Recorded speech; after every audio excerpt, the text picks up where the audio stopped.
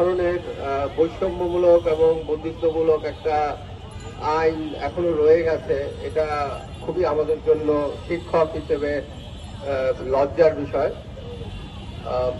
এবং একটু আগে আমার আগের বক্তা যেটা বলছিলেন যে নারীদের এই অভ্যুত্থানের 2024-এর জুলাই অভ্যুত্থানে অবদানের কথা, আমরা শিক্ষক নেটওয়ার্কের কথা বলতে পারি। শিক্ষক নেটওয়ার্কের সামনে থেকে যারা নেতৃত্ব দিয়েছেন তাদের বড় সংখ্যকই নারী শিক্ষক, এবং আমরা পুরো অভ্যুত্থানের সময় দেখেছি যে নারীদের কি অসম সাহসী ভূমিকা।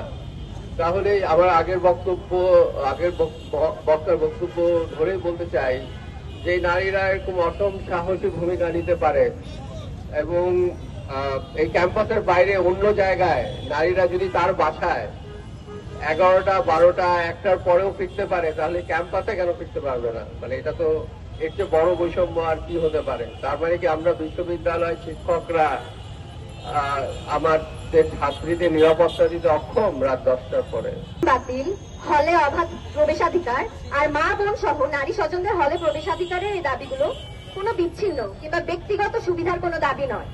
এই দাবিগুলো একটি রাজনৈতিক প্রশ্নও বটে এবং একটি রাষ্ট্রীয় প্রশ্ন। রাত 10টায় হলগেট বন্ধ করে দেওয়ার এই প্রথা কোনো নিরাপত্তার ব্যবস্থা নয়।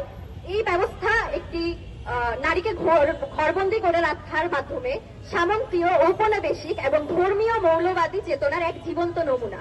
অলরেডি বলে গেছেন যে আজ থেকে 25-30 বছর আগে যখন আমরা ওদের মতো ছাত্র সংগঠনগুলোতে যুক্ত হচ্ছিলাম মাত্র অধিকার দাবি আদায়ে, তখন ছিল সন্ধ্যা 6টা সান্ধ্য আইন, সেটা থেকে 10টা করা হয়েছে। কিন্তু 2026 সালে ওরা আজকে যে আন্দোলনটা করছে সে আন্দোলনটার নাম দিয়েছে অবরোধবাসিনী। কি লজ্জা, কি লজ্জা! কারণ আমরা এখনো আসলে হলগুলোতে যা চলছে তা অবরোধবাসিনীতে চাইতে কোনো অংশে কম না।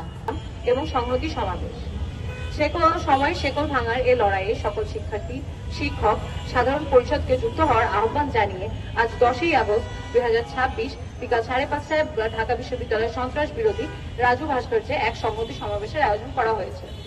ঢাকা বিশ্ববিদ্যালয়ের প্রতিষ্ঠার 105 বছর পেরিয়ে গেলেও নারী শিক্ষার্থীদের জন্য অব্যাহত থাকা উপনিবেশিক সান্ধ্য আইন বাতিল সহ 3 দফা বাস্তবায়নে বিশ্ববিদ্যালয়ের প্রশাসনকে 48 ঘন্টার আলটিমেটাম দিয়েছেন শিক্ষার্থী আন্দোলনকারী প্ল্যাটফর্ম অবরোধবাসিনী।